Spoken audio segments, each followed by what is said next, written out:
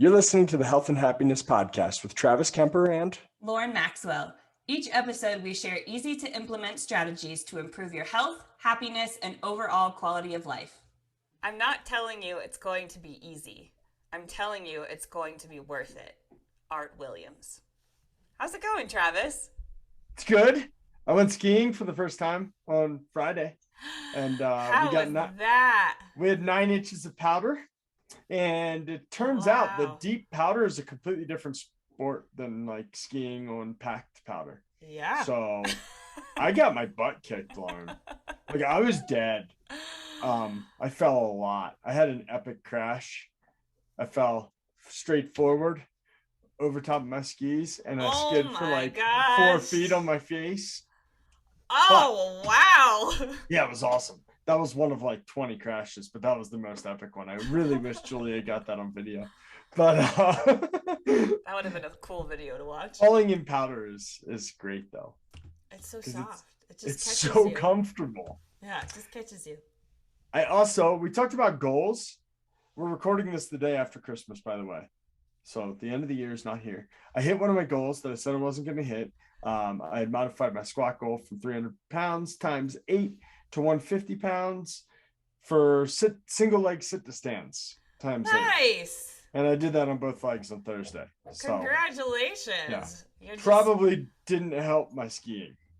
Well, yeah, that's probably true. Yeah, to do that the day before. But congratulations. You're knocking out goals right before the end of the year. I know. I had to get real focused for the last 3 weeks to hit that one. Also, my gym equipment is here. Yeah, most of it. All but my plates. They'll be here right after I get back from vacation. That's so exciting. Yeah, so I'm really, really excited. The flooring is done to the point that I have a bedroom back again, which is why you don't see my bed behind me. Yeah. And Duke and Keely are going to get to meet on our way to Lake Havasu this week. Yay! We're so excited. Yeah, I'm sure they are too. They just have no idea They have no idea. It's going to be great. I think they're going to be best friends. Probably. How's it going? It's going good. We just got back last night from being in Phoenix for 4 days, celebrating the holiday with family, which was super fun, but also exhausting, and I'm really happy to be home. We came home to a white Christmas. It snowed for like a couple days before we got back, and that's probably like my favorite part.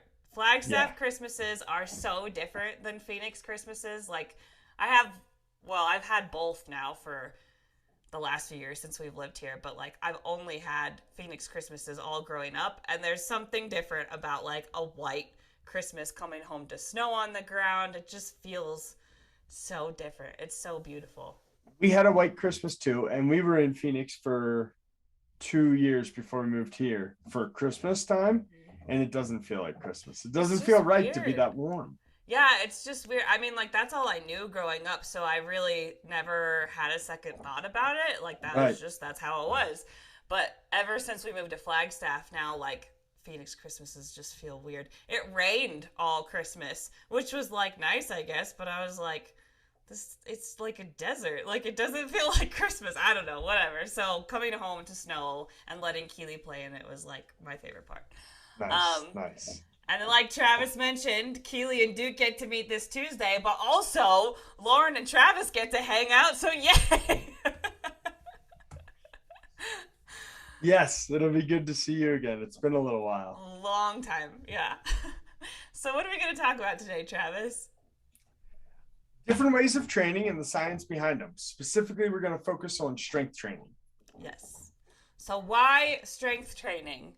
Well, if you remember back to episode 38, Stronger People Are Harder to Kill, that kind of talks about a lot of why we want to do strength training, right? But we also have some articles here talking about why resistance training. So public health guidelines primarily focus on the promotion of physical activity and steady state aerobic exercise. which of course enhances cardiorespiratory fitness and has some impact on body composition. However, research demonstrates that resistance exercise training has profound effects on the musculoskeletal system, contributes to the maintenance of functional abilities, and prevents osteoporosis, sarcopenia, lower back pain, and other disabilities. More recent research demonstrates that resistance training may positively affect risk factors such as insulin resistance, resting metabolic rate, glucose metabolism, blood pressure, body fat, and gastrointestinal transit time, which are associated with diabetes, heart disease, and cancer. All of those are great things. Research also indicates that virtually all the benefits of resistance training are likely to be obtained in 2 15 to 20-minute training sessions a week. That's not very much. Not very much. Yeah. I think most people can figure that out, how to get that much time in. Couple metrics, couple definitions. Going into this, load is the amount of weight or resistance that you're performing a movement against. Velocity is the speed at which you're going. Hypertrophy is muscle size increases. Reps is the number of times a motion is performed. Volume is the number of sets and reps you do per day or week. It's the overall amount of work you are doing. Some tests. So there's lots of different strength and endurance tests out there. A really common one used in lifting specifically is the 1 rep max. Benefits of it is it's quick and down and dirty. Like you just go and see how much you can put up one time. It's very easy to implement. The downsides, I never use this, Lauren, like literally never. I don't either. It's just flat out not great for life. In other words, it doesn't give me any information for what I can do throughout my day. I don't do anything in life one time and then stop. Nope. You know, I can't think of anything. No, like I carried 20 boxes of flooring or 25 boxes of flooring this week, multiple times. My 1 rep max can be as much as it wants. I had to go 25 boxes of flooring upstairs. Yeah. That's a more important measure to me. So some other fitness tests you can use, a dead hang, which is hanging from a pull-up bar as long as you can. It's way harder than you think. Oh my gosh, so hard. And you're just testing the time that you can do that. You can do a 1.5 mile run. That's your aerobic capacity. Maximum burpees in 5 minutes. That's a really good one if you're interested in increasing your aerobic capacity and your functional strength. 300-yard shuttle, that would be strength and aerobic capacity, because strength determines your speed a lot of times, your power. Broad jump, muscular power. Body weight conditioning, muscular endurance. So you can do max push-ups in a minute, max pull-ups without letting go, max sit-ups in 2 minutes. Those are things like the military does to test the overall fitness levels of their candidates and people in the military. So I like these better. They may provide a more realistic measure of overall health. Anything that you want can be a fitness test. How many times you can bench your body weight is something that I test myself on. 30-second sit to stand test, that we've mentioned that before. That's something I test with a lot of my patients. 1 minute of any body weight exercise. You can combine several things that matter to you, and you can create your own test either by saying, I'm going to time my ability to do 50 squats, 25 pull-ups, or 25 push-ups, 5 pull-ups, or by doing 10 minutes of as many rounds as you can. This is a kind of CrossFit workout type deal, of 10 squats, 5 push-ups, 2 pull-ups, or whatever the heck you want to do. And you add up those rounds, or time it for the other one. So testing gives you a baseline. I almost always have people test so that they can see their own progress, because when you're in it day to day, you don't feel like you're making progress, but especially if you're just starting out, you make progress so much faster than you could ever imagine. So I strongly recommend that you start your journey with a test. Then when you have a day where you're questioning, is this worth it? force yourself to retest so you can see how far you have already come.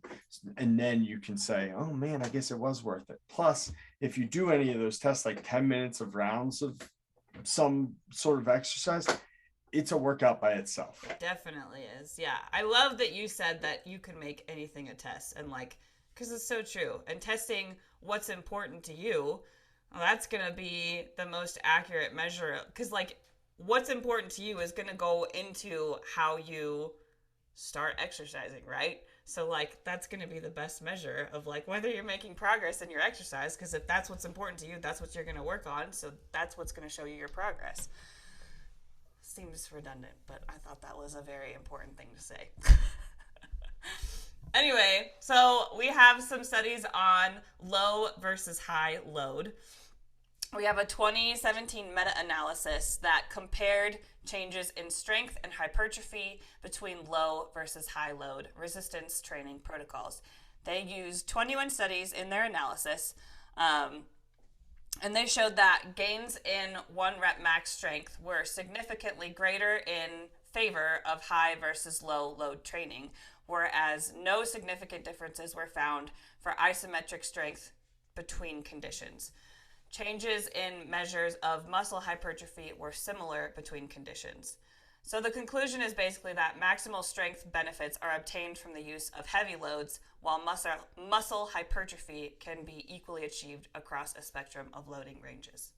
Yeah, and I think that's the important part of that meta-analysis is it's saying muscle hypertrophy. Muscle hypertrophy, again, is the growing of your muscles. That's what most people want. Like, you build your muscles, you burn more calories because they're bigger, and you look better because your muscles are bigger. Yeah. The fact that it didn't, what I don't like about the study is they should have done a 1 rep max and then a 20 rep max. I agree. To show that you get better at what you train for. For instance, I did that 150 pounds, 8 times, single leg sit to stand. Well, if you can stand up with 150 pounds on your back, you should be able to do a 300-pound squat, no problem. Literally, it should be easier. I bet you that I can't get under a bar right now and do a 300-pound squat. I'm not used to holding 300 pounds on my back. Right. Because I don't like doing that type of training. Right. Yeah. It has a lot. I mean, all of exercise has a lot to do with specificity. Like, you train specifically for what you want, and that doesn't necessarily mean you're going to get better at things you're not training for. Right. We talked a lot about that on the episode with Jessie, where she was like, in the beginning when she was working on her firefighting goals and not being a firefighter, she wasn't training specifically for firefighting, and that's part of why she wasn't as successful in the beginning. But when she actually like passed her tests and like broke records was when she was specifically training for what she was going to be tested in.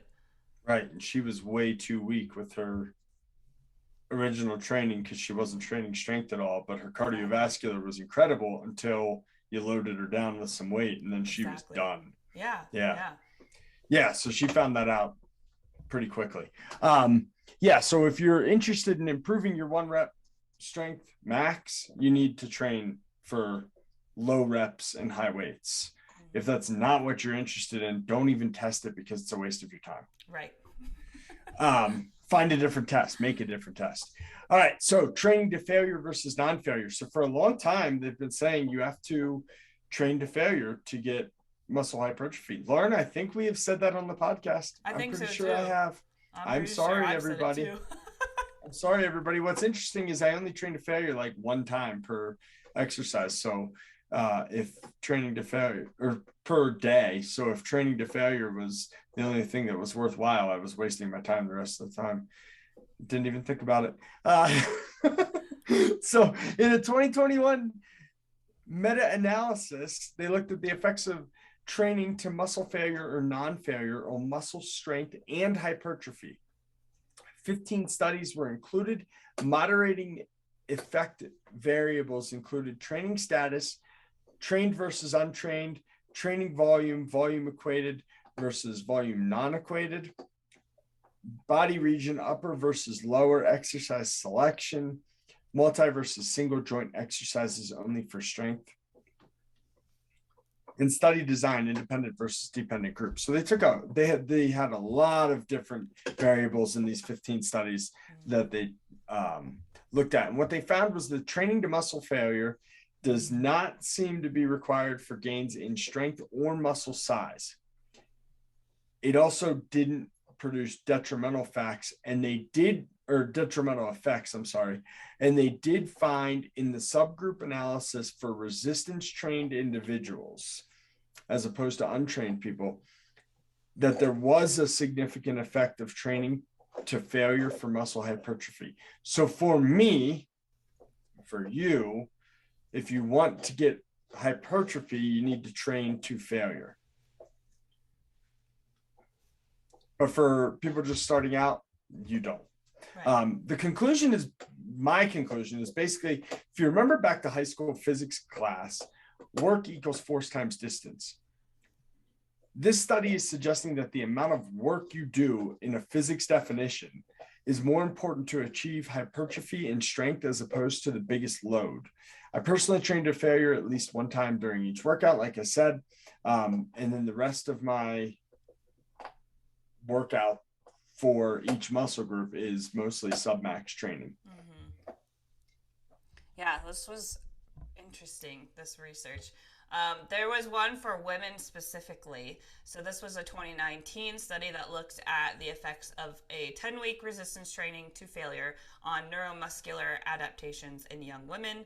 So they had 89 active young women that were randomly assigned to one of three groups.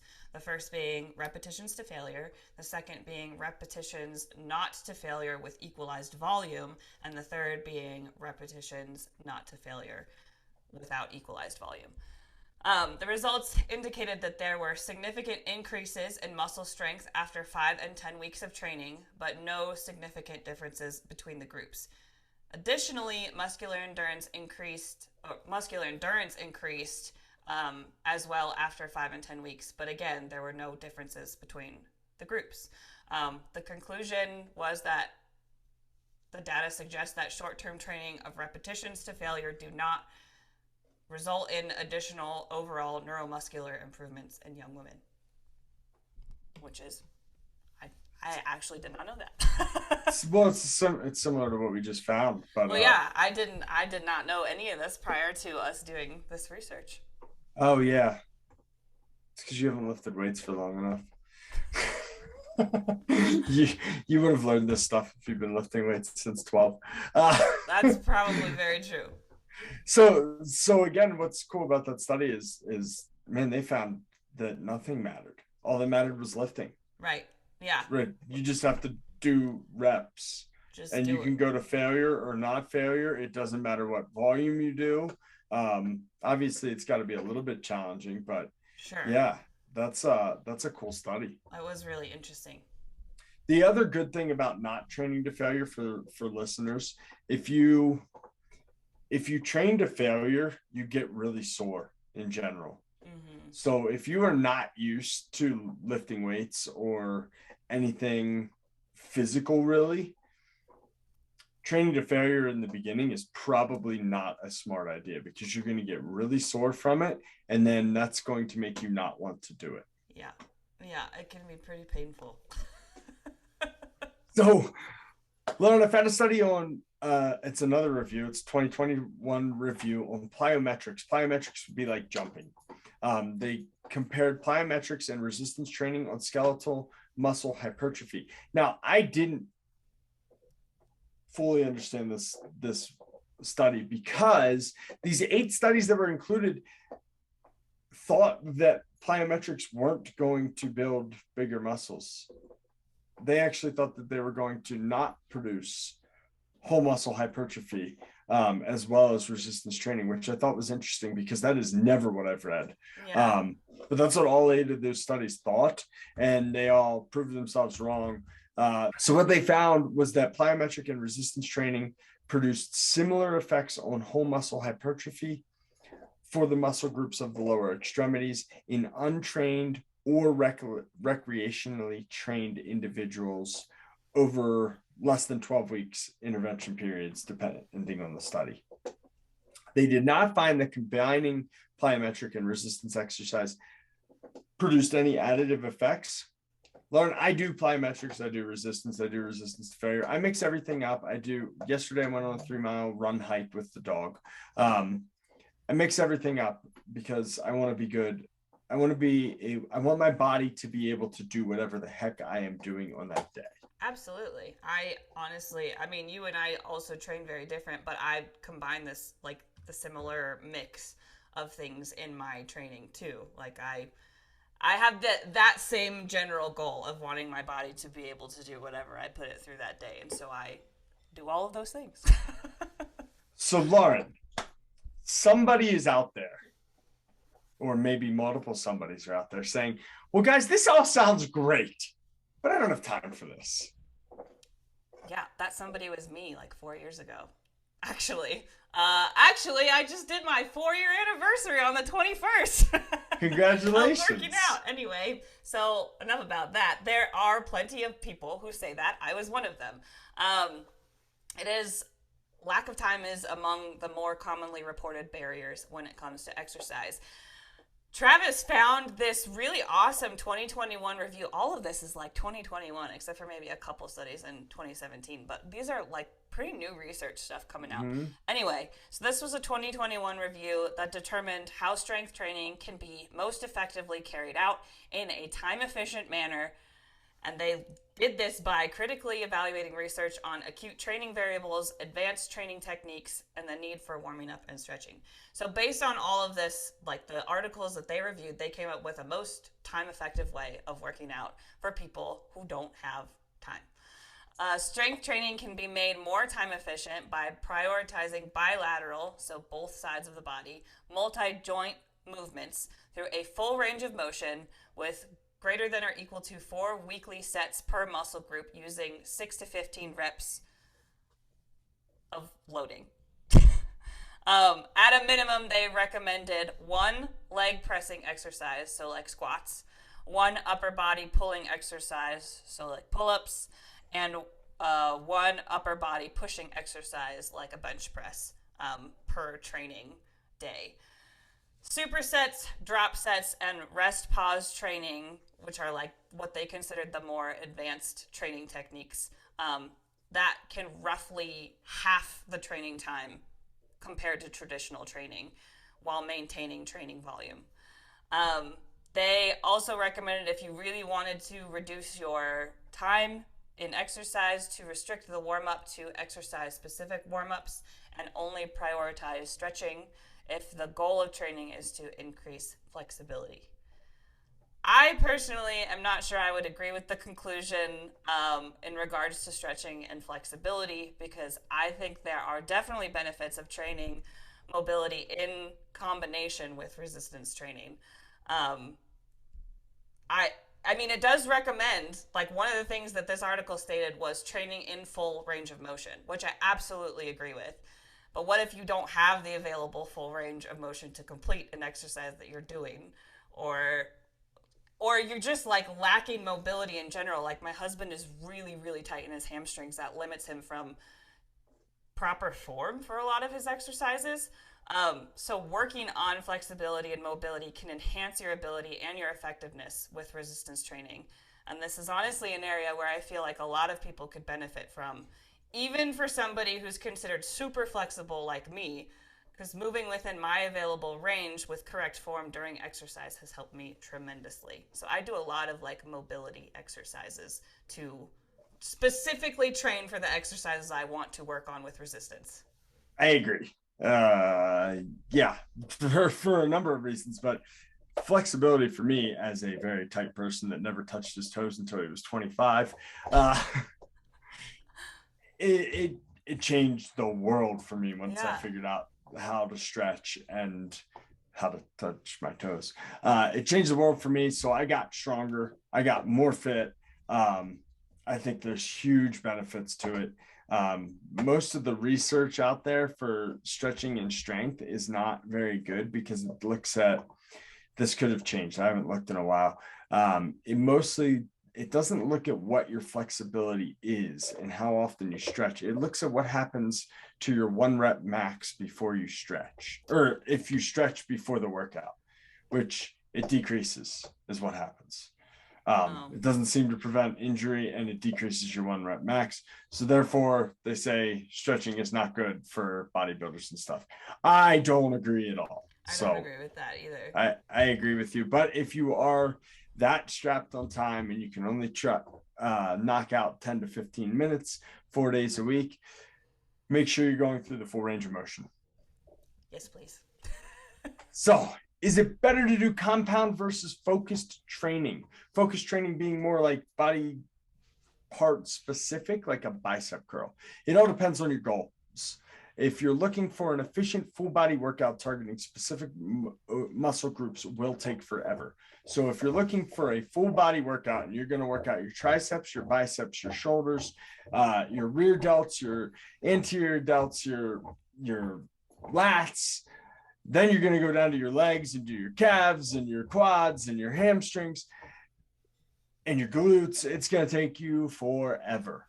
So my opinion for the average person, because most of us don't want to be bodybuilders, is the compound is much better. I probably do 80% compound movements in my workouts. They carry out, again, my goal is not to increase my 1 rep max. My goal is to be able to do life better, do life easier. Right. And these carry over to life better. For instance, I'm carrying 60-pound or 80-pound stall mats down the stairs today for my gym. They're 6 foot long and 4 foot wide, and they don't roll up for crap. They're heavy as all heck. I need to be able to do that, and I don't think a 1 rep max really helps me that much, because you're training your body to only be able to do one thing versus walking down the stairs. Right. So they carry over into life better. That's my opinion. Life isn't performed in straight lines, so I do some bodybuilding exercises, mostly because of aesthetic purposes for the most part. Yeah. There's also some pain benefits in my life, at least. So CrossFit is very popular. It is typically focused on compound movements. It provides great gains in functional full body strength. My problem with CrossFit is, well, there's multiple problems that I have with CrossFit. They have a lot of avoidable injuries, though, due to lack of stability and emphasis on controlling the weights. So everything that they do, or most of what they do, I should say, is either plyometric based or explosive based. It's Olympic lifts, which are phenomenal. Mm-hmm. But if you don't also do stability exercises, they usually end up hurting yourself. I can only do CrossFit, strictly CrossFit, for about 2 weeks, and then my shoulders are done. Yeah, that makes a lot of sense to me. I've never tried CrossFit. I've always been interested in it, but I am not the most stable person due to my increased flexibility. So I have to work on a lot of stability to avoid injury in my own training. That's not CrossFit. I think it's a lot of fun. It's a phenomenal cardio exercise combined with strength. And you have like a team approach, but a competition approach cool. At the same point. Yeah. So you and I are competing, but we're working together because we're both going to the same way. So I love a lot of it, to be honest with you, but you almost have to do that plus some other exercises outside of there. And I just never had the time when I was doing it I never devoted the time to do 30 minutes of stability exercise outside of the gym.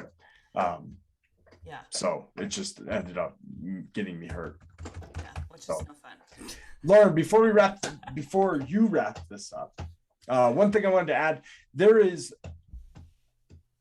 unlike a lot of the things we've been talking about in this podcast, there is an absurd amount of research in exercise, especially resistance training. I don't think they necessarily, I think they repeat a lot of the same research, which is good for evidence. But if there's something specific you want to know about, please let us know. Send us a message and we will we will address that and look at the research for that specific thing and either, respond with an email or respond with another episode. Yeah, that's important thing to point out, because when we started trying to plan for this episode, like, this is a mountain of a topic, and so we were like, oh man, hopefully we hit everything, but if we don't, tell us what you want more of. Yeah, I think I sent you a message that said, Lauren, I got a bunch of great research. I have no idea if it's enough to properly cover this topic. Yeah, there's a lot of stuff. So hopefully we did some justice to it. But anyway, in conclusion, and I guess a challenge for this week, to get started, or if you're feeling like you're in a plateau, number one thing here is figure out what your goals are in health. A lot of the things that we covered today, they all serve a purpose and they're all great, but you have to figure out what your goal is so that you can train specifically for what that is, right? Create or find a test that is relevant and meaningful to you. Record the results for looking back on those. Why am I putting myself through this days, like Travis mentioned? And then make a plan and stick to it. Figure out how often you want to retest and see your progress. Figure out how many times a week you need to work out or can work out, all of that stuff. And my other recommendation is to measure progress in lots of different ways. Like, don't just pick one thing. Pick a bunch of different things. Do your test. Do your picture. Do your, whatever it is that is meaningful to you. Do that. Look at your progress in lots of different areas. Yeah, you can do measurements. Whatever you want. Yeah. Measure your waist and everything. Or your biceps, if your goal is to get big biceps like Lauren's goal. That's right. Great job today, Lauren. Thank you, everybody. And we'll see you next time. As always, please leave us a review if you haven't yet. Yeah, this was fun. See you next time. Fun. Bye. Bye. Thank you for taking the time out of your busy day to listen to this episode of the Health and Happiness Podcast. We hope you enjoyed the episode and are getting benefits from our content. If your life is improving in part due to the information in this podcast, we would greatly appreciate you sharing the episode with your family and friends on social media and leaving us a review so we can continue to reach more people and improve the health and happiness of the community at large. Thanks again, and we will see you next week for another episode of the Health and Happiness Podcast.